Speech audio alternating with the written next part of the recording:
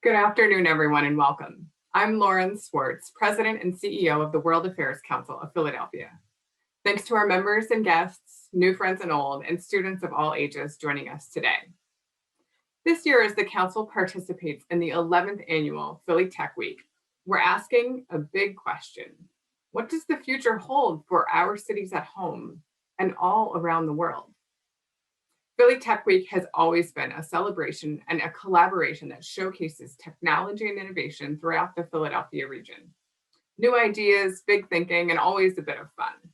And here at the World Affairs Council of Philadelphia, we have been connecting Philadelphia to the world and the world to Philadelphia for over 70 years, facilitating fresh, nonpartisan civil discourse on critical issues affecting the world. Partnering together on this Future of Cities program is an ideal collaboration to help us think big about the world before us. And as we watch some countries begin to slowly and hopefully emerge from the COVID-19 pandemic, the future of cities around the globe depends on many things, including certainly new technologies and innovative thinking, focusing on people, health, tech, transit, and open spaces could all ensure that cities persist as thriving centers of commerce, academia, transportation, culture, and accessibility.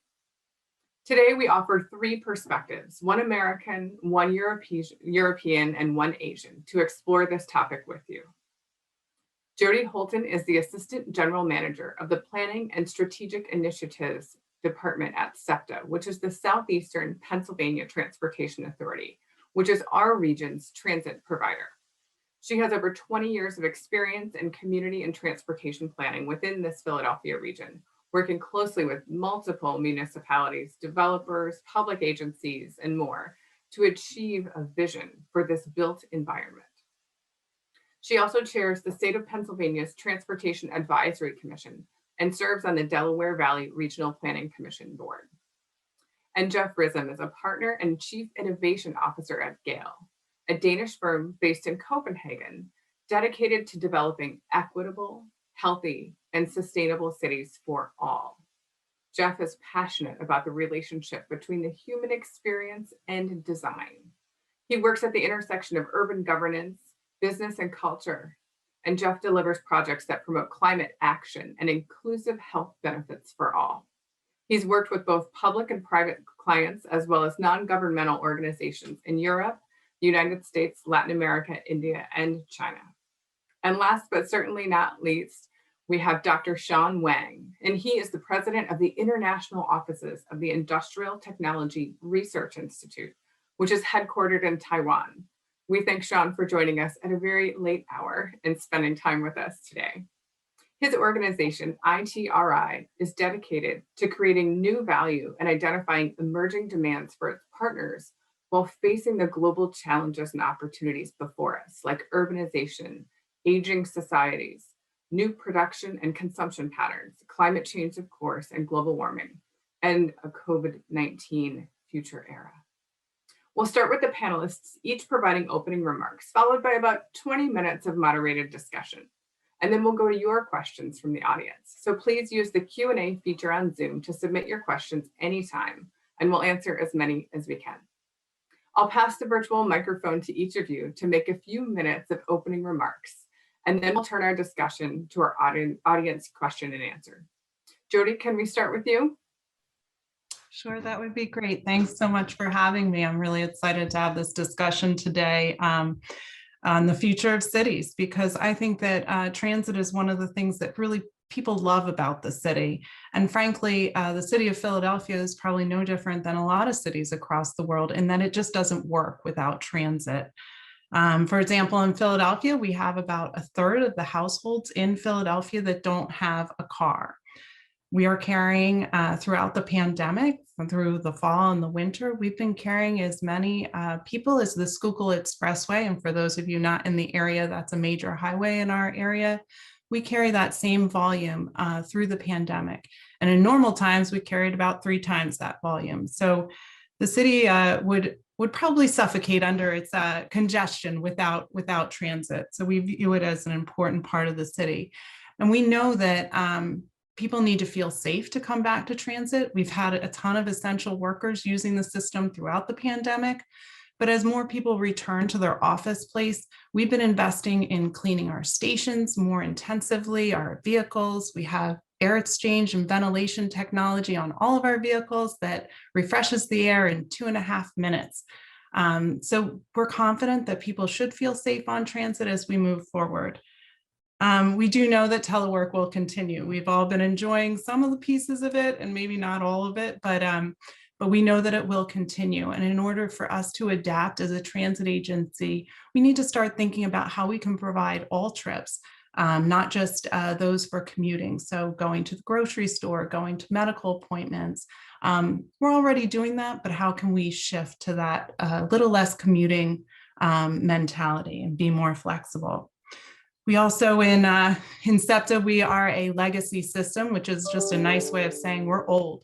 And we need to adapt our system for all people to be able to, those with mobility challenges, to be able to board our vehicles without a step up. And we need to have elevators and accessibility changes. So there's a lot of investment needed in our transit network to make it what it should be for the future. Great, thank you, Jody. Sean, we'll move to you next for opening remarks. Thank you for inviting me. Yeah, I'm very happy to join this. I'm actually located in Silicon Valley, California, but our headquarters is in Taiwan, as Lauren mentioned. So we are very much into all the technology-related smart living and assist both government and private sector to deploy technology and the concept required to fulfill all this smart living. And of course, we are going to smart manufacture and actually health area. So personally, I'm very interested in regional development and especially into this innovation cluster things. So that means there's a wonderful ecosystem for innovator, both from government, academia and the private industry to interact and create the best for the region. And of course, city is one of that. I have been to over 50 countries around the world, not too many, but I really enjoy observing and interact with people and how to build a particularly innovation for that individual particular system. So this is a very interesting time, and I think this is a wonderful topic to discuss with everybody today. Thank you. Thanks, Sean. And Jeff, over to you. Yeah, hi. So I'm in Copenhagen, as you mentioned, and I think for me, I've worked also many places, as you saw in my too long of a bio there. But if we think about, I think the future, especially post-COVID, I think there's probably 3 interesting areas to consider. 2 of them, Jody and Sean already touched upon. So I think mobility, what we've seen in many places is that people are walking and cycling more than ever, but also actually driving more, at least as a % of their trips. And so it seems like the big challenge is going to be public transit, right? And Jody, you mentioned that you still have more than the freeway, but it's 1/3 of what you used to have. And so I think there's going to be a real interesting challenge to not only bring people back on transit, as you mentioned, but also to maybe work against some of this prevailing trends about increased car use. And I'll give you 2 examples. So we see a very well-intentioned push towards electric vehicles. The Biden administration mentioned, creating 500,000 new EV charging stations. And that sounds like a lot, and it is, because today there's only about 120,000 gas stations in America. So if you think about 500,000 new charging stations, so that there's a concern that will actually put even more cars on the road, because even if they're green, cars still take up a lot of space. And that also isn't necessarily sustainable in terms of the need for parking structures and more infrastructure to support those vehicles, let alone the space they just take up in cities. So getting people back on transit, keeping them on their bicycles and on foot is going to be super important. The other element about innovation, which Sean touched on a bit, I think, what we've seen also is Philadelphia has actually done better than its East Coast neighbors. Maybe some of you saw this report from this city center partnership that was mentioning, prices have actually gone up in Philly. There's been net migration to the city from New York, DC, Boston, and that's great. But affordability is, of course, also already an issue. But what I mean by innovation going forward is that I think cities like Philadelphia need to leverage this moment and become even much more flexible, much more responsive to the needs of citizens and stakeholders. And if a city like Philly can be leading in terms of that flexibility, making it easier for conversion from office to residential, making new types of retail possible, all that type of sort of combination of usage from office to home to different forms of experiences, culture or otherwise, is going to be really, really important. And it's going to take, when I think about innovation, I sort of put this triangle together between people, citizens, private sector, and then government. And we actually it's much easier said than done. And so we need some innovation around how to get those three groups to actually collaborate much more efficiently, because we don't have too many good examples of the three of them actually being fit together quite well, right? We could see, something like Amazon working quite well with city government to make deals, to move into places, but then forgetting to talk to citizens about it, right? And we see things like e-scooters appealing quite well to citizens, but not getting things straight with city government. So if we want to be innovative, we actually have to get the basic parts right, which is, figuring out how to work together a little bit better. The final thing is much more about our parks, our open space, our public space in general. We've done a study recently that's shown that, good public spaces like Cherry Street Pier, like Centennial Commons in Philadelphia, those have been used about 3 times as much in November 2020 than they were in November 19.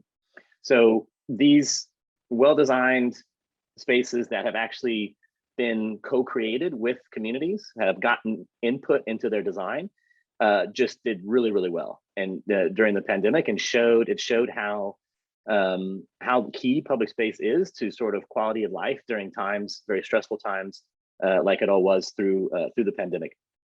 So we need to make sure we have more of those spaces going forward, closer to where people are going to be spending more time, closer to where they live, not only the big places in the middle of town. And we can also see that there's a real opportunity here to combine investment in public space with economic development. Again, that report I mentioned has shown that we can create job programs, we can support the general sort of economic resilience of a place through good programming and usage of public space, especially parks. So some things to keep in mind, some more difficult than others, but certainly all three are going to be really vital for the future of not only Philadelphia, but cities in general. Thank you, Jeff. Definitely a lot to think about. So let's hop into our discussion. And we'll talk a little bit more about the pandemic, but I promise we won't talk about the pandemic the whole time. There's been plenty of that in the past year or so. But because of COVID-19, of course, there was this urban exodus in many places around the world. And the stickiness of this exodus of people leaving cities remains very unclear. What is the risk for societies if they don't recover and repopulate? And considering that we know population density is highly correlated to innovation, economic growth, access to services, and progress, it does seem critical for urban design experts, city leaders, this Venn diagram that Jeff sketched for us, to grapple with this question. So why do you all think that people will return to cities if you believe that they will? And what aspects of urban living will be the biggest drivers? Jody, let's go to you first.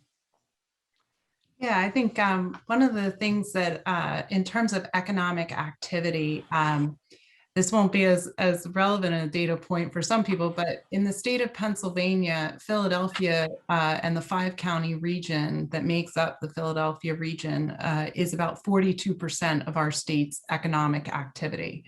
and we're on 5% of the land area. So we have that density that you're speaking about, that harvest, that, you know, that we get all the innovation from and all that productivity.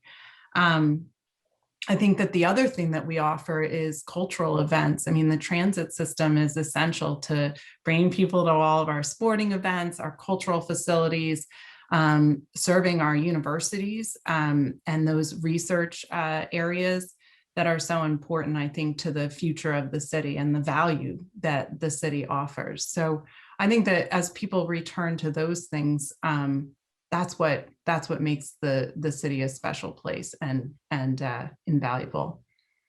We know we're missing those right now, certainly. Jeff, what are your thoughts from Copenhagen? Well, I think, you know, it's funny, was a recent study that said about 10% of Copenhageners have considered moving out of the city. And it's way, way lower than a lot of other places. Again, I mentioned, you know, Philadelphia has actually been a big attractor. So it's also done quite well. But I think part of the reason why Copenhagen hasn't been an exodus is in part because, you know, there is quality of life is pretty high already. There are a lot of, you know, amenities, services, community level services present in and around all of the sort of neighborhoods surrounding the core. And in general as well, there's still relatively affordability. So I think that, you know, we go back to some of these core elements that just got distorted. You know, it was when you woke up in New York or London and realized like what you were paying for your home and how much space you had and all that. I think a lot of people were like, oh my God, get me out of here. But that wasn't true in places like Copenhagen, and it seems like in Philadelphia as well.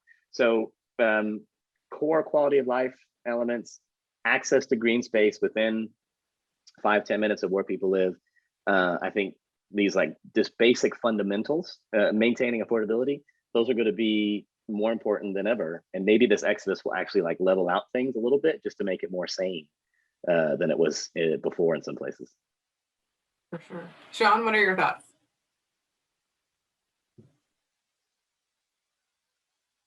Sean, I think you're still muted. Yeah, I think Taiwan has been very lucky in this situation, and I was there since the beginning of this year for 50 days, and I can say the life is great over there because people are able to meet with each other, although everybody still wear mask, but in mass transit, in large gatherings there, once there's a new case occurs, so far there's like 1,200 cases. So once there's a kind of spike coming up, so everybody will be more careful in gathering. But in the daily life, people just meet with each other, and because the food is good, people are great, and the scenery is nice, plenty of activity. So that situation actually attract a lot of foreign travelers. Some of them went there unexpectedly. I know one couple from Belgium went there from India early last year. They didn't plan to go there, but if you can check into YouTube, there are a lot of YouTubers from France, from Belgium, from many countries, Colombia, and they talk about their life within the last year and a half over there, and many of my friends from California actually went back there. Some of them are entrepreneurs, some of them are investors. So they enjoy life, took their kid over there so they can go to school, interact with their peers. And people gather, there are more deals, more investment interest because of the return of all this activity. And in addition to that, because of the supply chain situation, there's a new sort of trust partner and supply chain from Taiwan. Many investment go over there. Actually, in 2020, there were like 40 billion new investment, and this year is expected to be over 140 billion. So a lot of new jobs were created, and of course, many of my international friends, they say, well, if they can stay, they're a good opportunity, especially in high-tech sector. And I think this is, as I mentioned, there's a innovation plus, of course, investment in big things, and the new fund, even financial institutions, traditionally, they are quite shy away from venture capital. Right now, they are into it because of this new activity. That's a lot to be admired when the world is watching what's been going on in Taiwan in the past year. Not just the delicious food, but the innovation and investment that you've been able to bring, as well as managing the pandemic, has been incredible. And when we look to Europe, we see in a different way some really compelling models that are attracting and retaining city residents.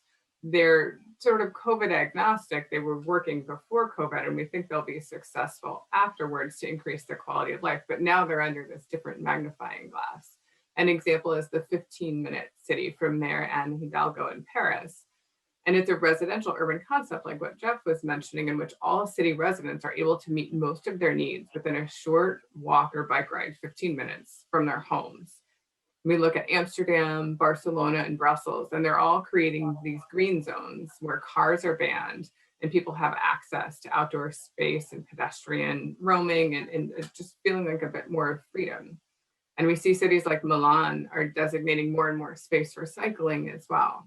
Do you all think that these proposals are enough to keep people in metropolitan areas? Once that starts to work and maybe becomes sort of normal or expected, what might citizens be looking towards next as a quality of life improvement to retain residents? Jeff, what do you think? Well, I think Americans are kind of annoyed with all these European examples of, as much as I love them. I know, having worked in Philadelphia, there's definitely a desire to be able to park like everywhere all the time, right next to where you want to go. But I think you don't want to waste some crisis and some changes right now, right? People's behavior can really be transformed after something like this has happened. So I think, given the density that Jody mentioned, a lot of cities in the U.S. couldn't do the 15-minute city concept, but Philadelphia really could. So I think that it's such a walkable, wonderful place in general.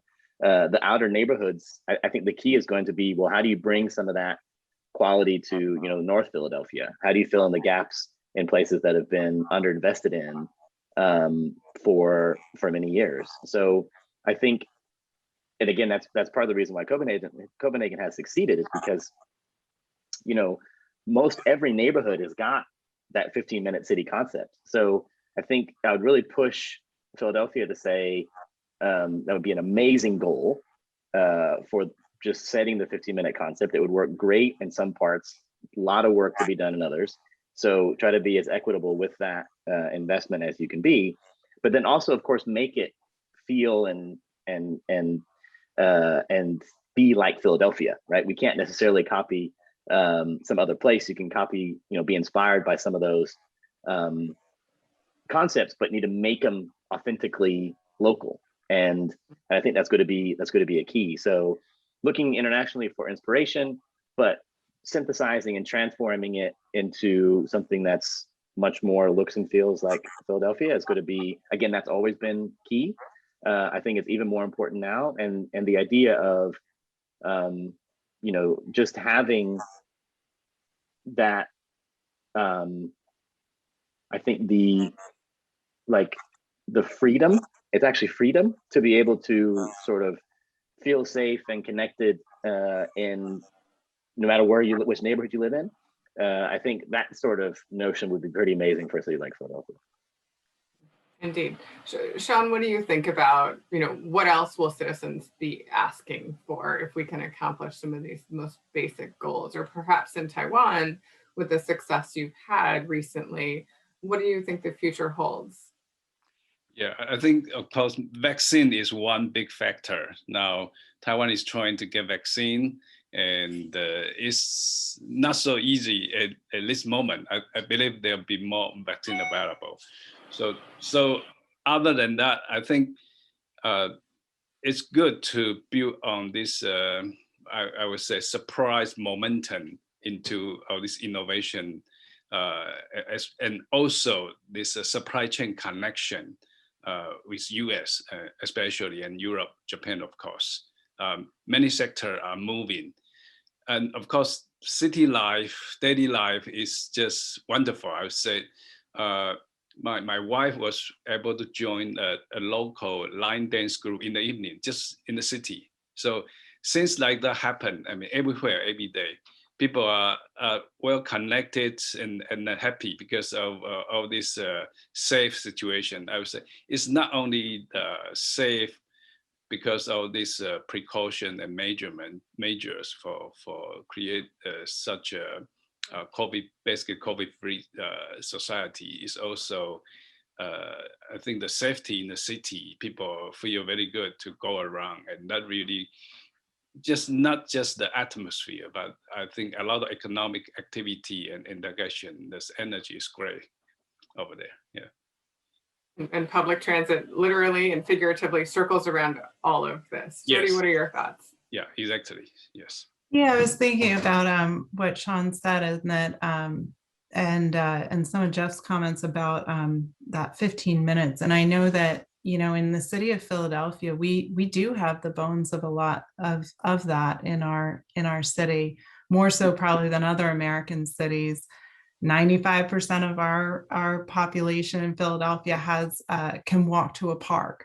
And a year or two ago, right before COVID, in 2019, we took a deep dive into our schedules and realized that we actually have a nice, closely knit network of bus and subway and trolley routes across the city that really connect all of our neighborhoods. And they do so in a less than 15-minute headway service. So that means that if you walked out to a bus stop, you could expect the train, trolley, bus in less than 15 minutes, and in many cases, 5 minutes or less. So you had that 15 minutes service, 15 hours of the day, so 6 a.m. to 9 p.m.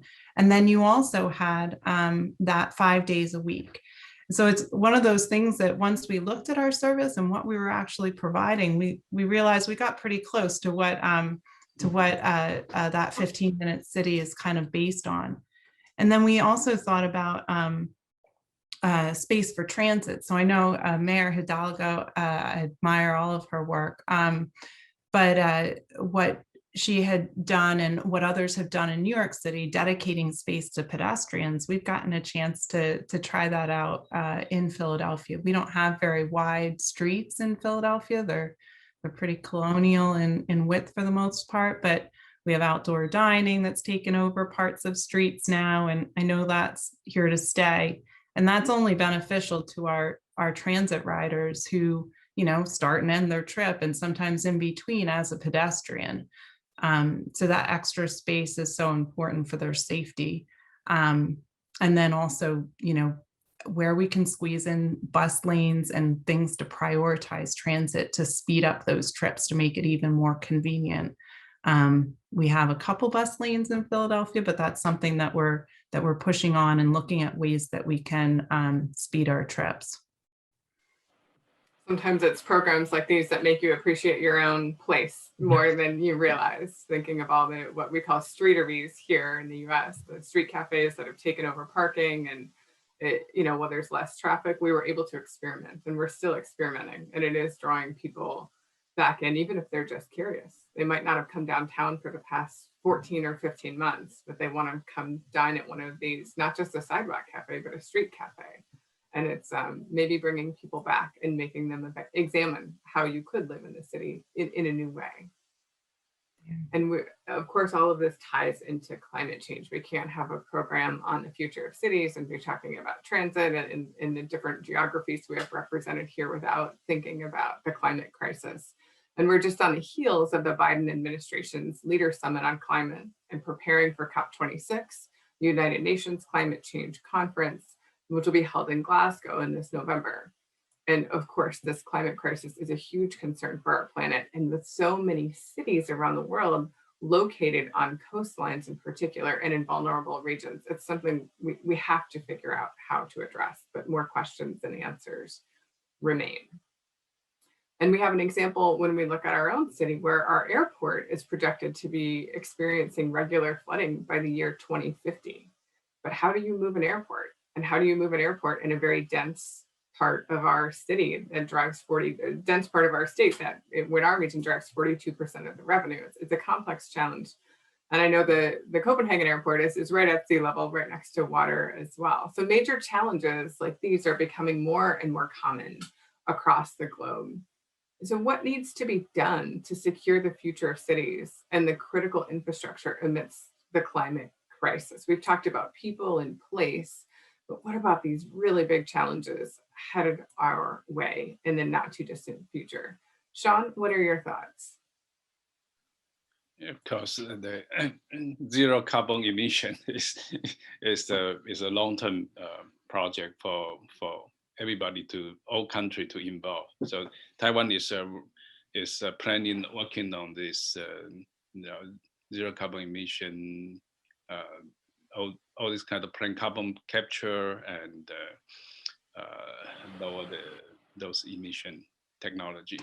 But then for city planning, I think many city government are aware of that, especially coastal city, and they were like change in the river and the seashore situation. Certainly there's some experience in that, but I think everybody to learn from each other. A lot of different city have thought, and I think it'd be great to have.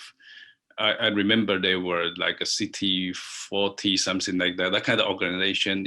That'll be a wonderful sort of consortium for all city to learn and to plan. Yeah.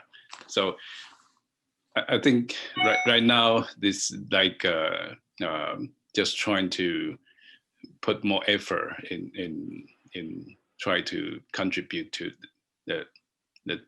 to stop the climate change or change the climate change. Yeah. Jody? Sorry. So I guess there's two approaches that, transit is kind of inherently sustainable, and SEPTA has one of the largest zero emission rail and bus fleets in the country. And part of that's just luck of our predecessors having an electrified system. And then also we're transitioning in the next year, we will have a completely hybrid electric bus fleet. We've also purchased battery electric buses that we're working through some of the kinks with, but we're working to get that zero emission fleet even more sustainable. And we just opened a solar farm in Franklin County in the middle of the state, and we're about to open another one. And the purchase of that electricity offsets about 20 to 30% of our electricity demand as an agency, which is huge when you think about with what I just mentioned about our electric fleet. So truly having a sustainable greenhouse gas reduction in our emissions, our load. So those are, we're trying to, to fight climate change, but also to understand the realities of an intensifying storm events and sea level rise, as you mentioned. Philadelphia is kind of an interesting location because it's an estuary. So we get it from the tide change. So we'll get it from the sea level rise. And then we also get the downstream effects from our major rivers, the Delaware River and the Schuylkill rivers. So we have flooding all over, I guess you could say. And, some of the things that we've done as an infrastructure company, right, is we have train lines that run right next to our Schuylkill River. It's beautiful scenery, But when it floods, we've worked for the last 5 years to stabilize slopes, to rebuild signal huts and build them on stilts so that when we have a storm event, we can recover and be more resilient, come back online quicker.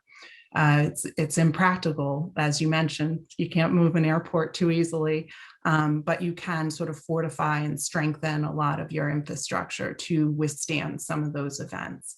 That electrified system is susceptible to tree falls, to high winds, all sorts of things can impact the reliability of our system. So that's a key focus when we build back. We, to steal the president's moniker, we build back better, we build back stronger to withstand some of those climate change impacts. I think I mentioned that we are one of the largest zero emission fleets, and as a result, Philadelphia has 10% fewer emissions by transportation than our national city peers.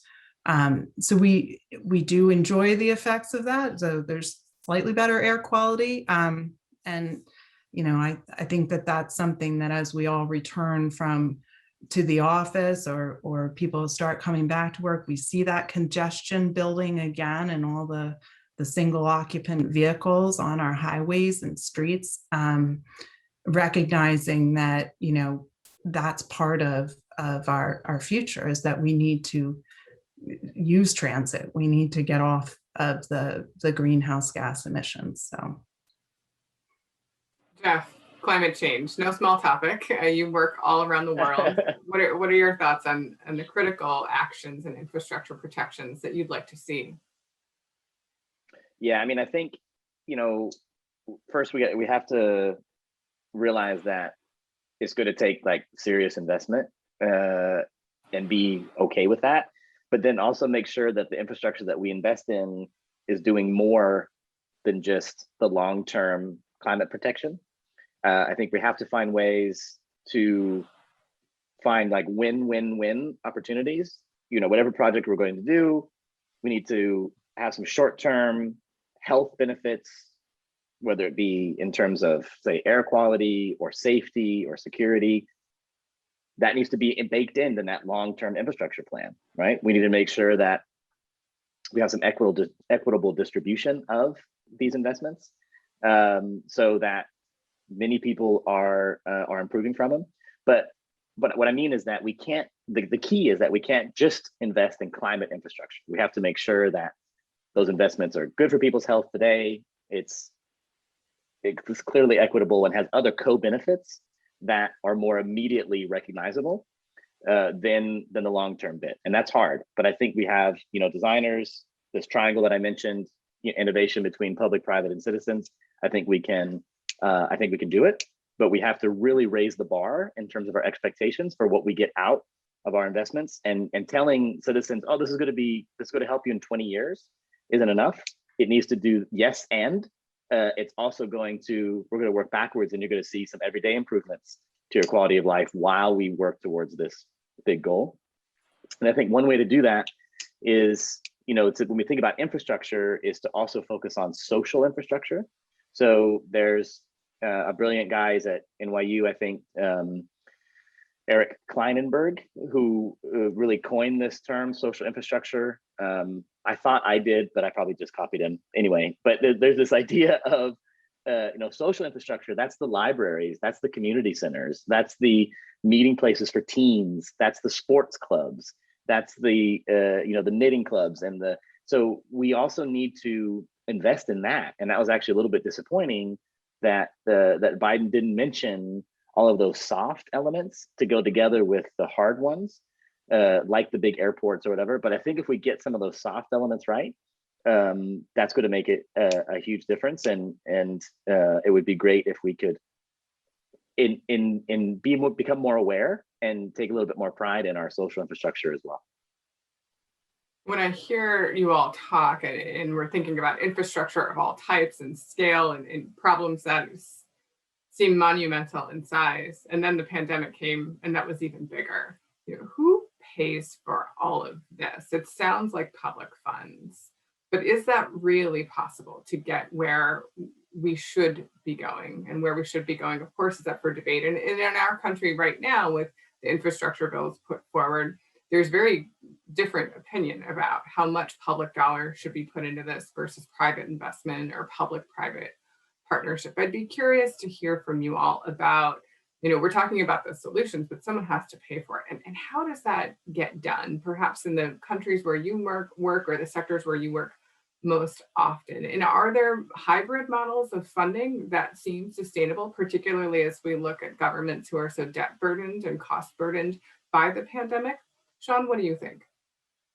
Well, they are actually huge, I would say, infrastructure investment typically required, or only government can first put in. So they are BTO, the build transit operation model from private sector and then transfer to public. Or in Taiwan's case, they are high-speed railroad system, which was built to lose money basically, but it connects north and south. From Taipei to the southern end, Kaohsiung is only 1.5 hours. It's travel about 300 kilometers. So, and within metropolitan in Taipei, there are MRTs, the Metro Rapid Transit. Taipei MRT is wonderful. It's just very efficient, and it's continuing building new lines, connect different pocket of the metropolitan. And then there are other city follow on. And all this investment actually, basically just the operation alone, you cannot collect enough ticket revenue to justify the investment. However, there are side benefit, and the economic benefit created by all this investment actually is bigger, much bigger than the infrastructure investment itself. Also, they are private sector operations. So this system, actually they are companies. So they are quite innovative in creating new revenue, especially like advertisement activity. So I think since turnaround after a couple of years, and all the party actually are happy. People are happy with all this efficiency and the clean, nice, safe system. Jeff, what do you think, whether it's from the Scandinavian perspective or clients you have around the world? What are the payment models to fund these types of solutions that hit on all the points that you all are prescribing to us for a better future for cities? Yeah, I mean, I think, Sean's pointing out some great ones. This sort of various public-private partnerships. I think a specific example. So in Copenhagen right now, there's a combination of municipal and federal investment in a giant new development that it's part of this examples of infrastructure that does many things simultaneously, right? So it's going to create a closed harbor that will protect the rest of the city from sea level rise, simultaneously become a new city area, so that the upfront investment from the government can be repaid with land sales to a variety of private sector investors going in on that type of project. So it's not perfect. There's a lot of issues with that approach, but just as a model, to Sean's point, public sector takes the upfront investment, but it does it in only if there's other private sector groups that commit to 20, 30 year investment horizons and then stand to benefit. I think the challenge has been in the US is that those programs have usually been skewed, where the public sector takes on a bunch of risk and then the private sector, benefits way more. So I think we can look to Scandinavia and to Asia to make sure that the value captured from those investments actually also replenish sort of, especially city and regional coffers, so they get something good from it as well. So the key is like just, a lot of the American models aren't good. Sorry, look to some international cases and then make it work in the American context. Jody, I'm going to hand that to you. A lot of American models aren't good. And I know Seth Sorry, relies Jody. a lot on different public funding. I'm curious your thoughts on this. Yeah, I guess I would say that I agree with that. I mean, I think transportation is one of those core functions of government. And, that's something that we need to, work with. And what it does add is value to the land around it. Wherever you put in an interchange, you get a ton of development around it, or a highway interchange, or wherever you put a train station. We've seen the property values, even on a system as old as ours. We've seen that, around our station areas, you're getting 10, 15, 20% more in your housing value, your commercial development value. So that's where the value is. Transit fares do not cover the cost of operations. That's just the way it is. That's just like tolls don't always cover everything for our highways. So there is always going to need to be that public investment, and capturing value around with the land, like Jeff had mentioned, is one way to fund projects. I know new transit lines in the United States that are funded partially by some of that value capture around the station. So taking those property taxes and devoting a portion of them to funding the infrastructure or the operation of makes a lot of sense. I guess I would say that, in terms of funding the operations or new transit models, one of the things we've been looking at is how we can create pass programs that are more widely adopted. So kind of like people enjoy a library card, and they can access all the libraries in the city. What if employers offered that full transit pass? And what if institutions or neighborhoods had transit passes? It would just make the service so much more usable and spread the cost over a larger rider pool. So if everybody in a company had a pass, then, some of them use it, some of them don't, but you've spread the cost over a larger number of people. And that model has been working well in the Seattle area, where they have a lot of corporate pass programs. So, that's something we're exploring. That's not typically how the East Coast funds pass programs. We have sort of a built-in market, and we're used to having more power in terms of just people paying for the transit system as they use it. But we're looking at models like that. So we have this consistent revenue source, because as you can imagine, during the pandemic, when we had a lot less riders, the number that we were losing $1 million a day in fare revenue. So how can we get to a more sustainable, hopefully we'll never have to go through that again, but how do we get to that more sustainable partnership? And the corporations, like I mentioned, that they benefit from transportation access. So that's one way to look at it. And I think the Biden administration has looked at some of those options of value capture and then how to expand them. And then, it's fair to ask corporations to kind of pay their way for some of these investments.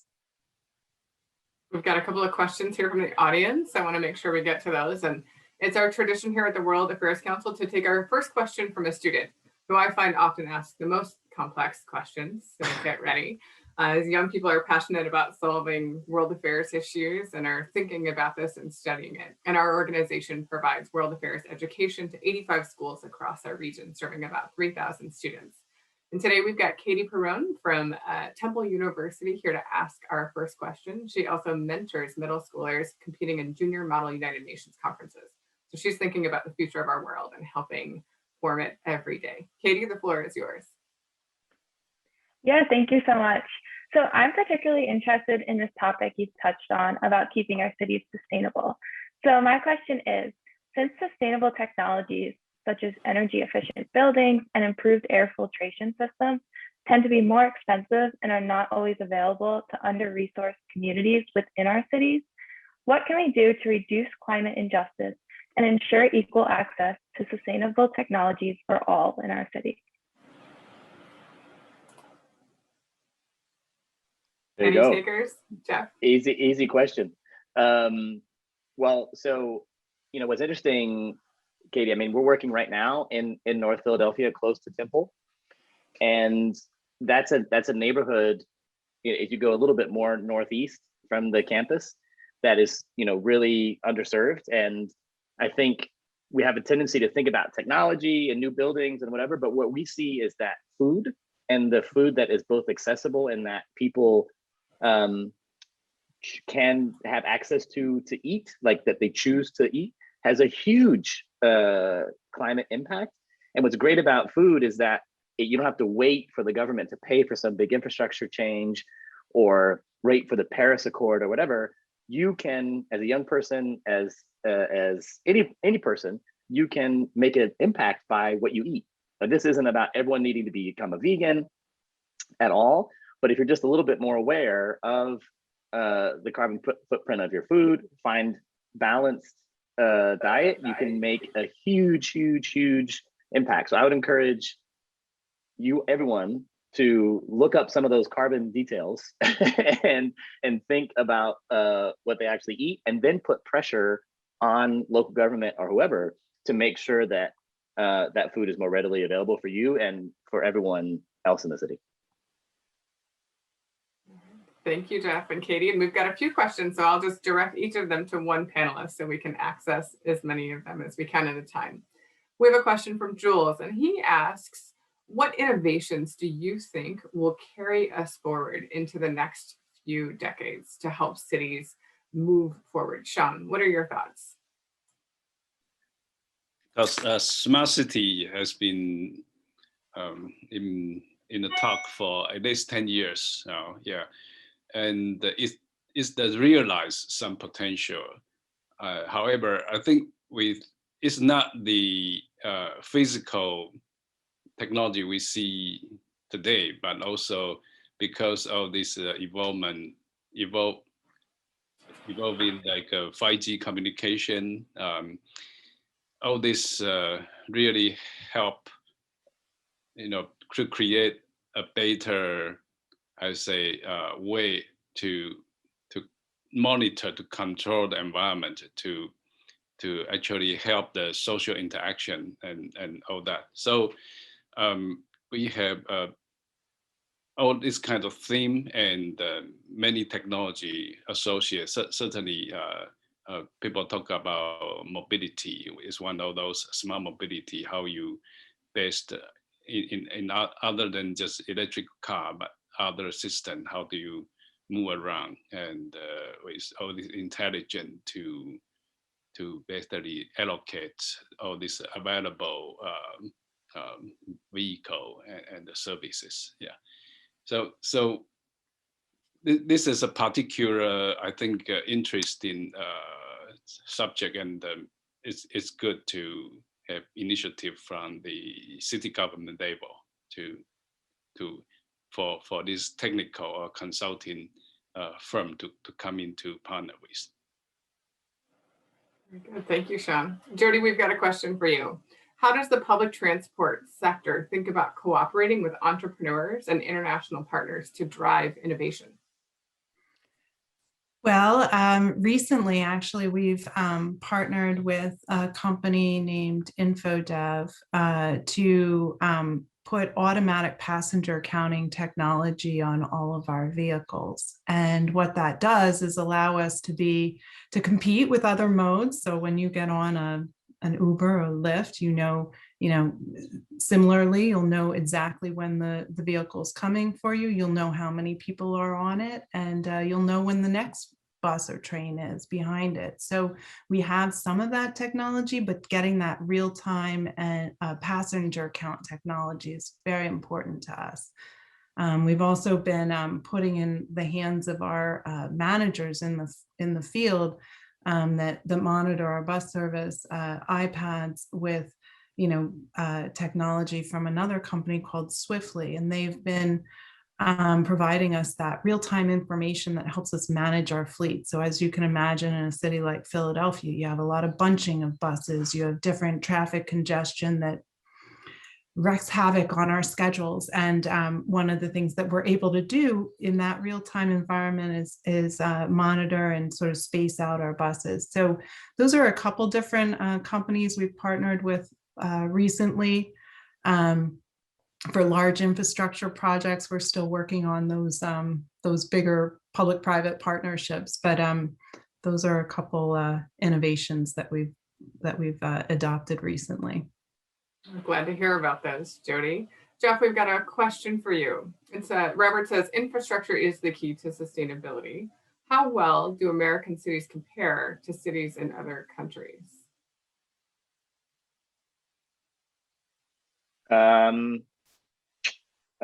Not that well. is the short answer. It's a huge problem. I mean, there's just been a complete lack of investment for like the last 60, 70 years. That's hugely problematic, and we're like starting to pay the price for it. So I think one thing that this goes down to, again, it's one of these soft issues, is about trust. And I think for whatever reason, we talk about missing trust in America or lack of trust in the US in a lot of ways.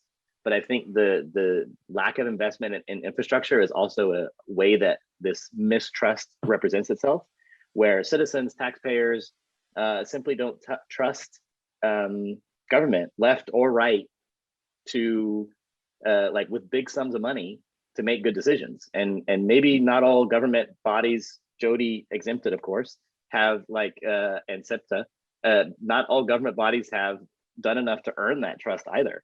So I think we actually have to, so the short answer is American infrastructure is embarrassing compared to our role in the world otherwise. We have to start investing like as soon as possible. It's super encouraging with Biden's plan.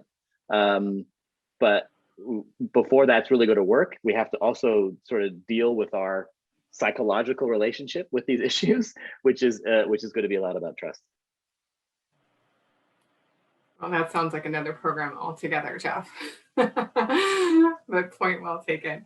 We will begin to wrap up now. I know people are in back-to-back Zoom calls, and life is still pretty hectic, so I don't want to go over our time. But I do want to offer a huge thank you to Jody, Jeff, and Sean for taking time to be with us from different parts of the world and the country. We so appreciate you sharing your perspective, so we have a sense of a brighter city for futures around the world. We heard some good things today, which is nice. Sometimes with programs like this and climate change and infrastructure, it can be overwhelming. And thanks to our audience members for joining us, our members, our new friends and old friends joining us today. We encourage you to check out the Council's other upcoming programs. Next week on May 17th, we'll host two former central bankers, one from Chile and one from Argentina, to talk to us about what the economic future looks like for Latin America. And on May 20th, a bit more of a lighthearted experience, we're hosting a virtual wine tasting with the winemakers. Will be joining us virtually, but the wine will be shipped in real life to your door. But we'll take a world affairs perspective on Chilean wine as well. You can register for those and our other programs on our website, wacphila.org. We hope you'll join us for those virtual events and to see you in person sometime very soon. Thanks again for being with us. You got to get some of that wine. Your day. We need some of that wine for Sean and I delivered to our door as well to be part of those events, right? We know where to find you guys. Coming right up. That'd be great. Sorry to interrupt. We'll ship it in a carbon neutral way. Exactly. Not sustainable. No, not at all, but so delicious. Thanks all. Have a good day. Bye-bye. Thank you.